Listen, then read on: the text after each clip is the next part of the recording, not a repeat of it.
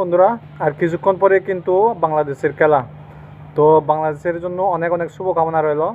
বাংলাদেশ থেকে যারা চ্যাম্পিয়ন ট্রফিতে গেছে প্রত্যেকের জন্য শুভকামনা রইল, যেন বাংলাদেশ ভালো কিছু করতে পারে।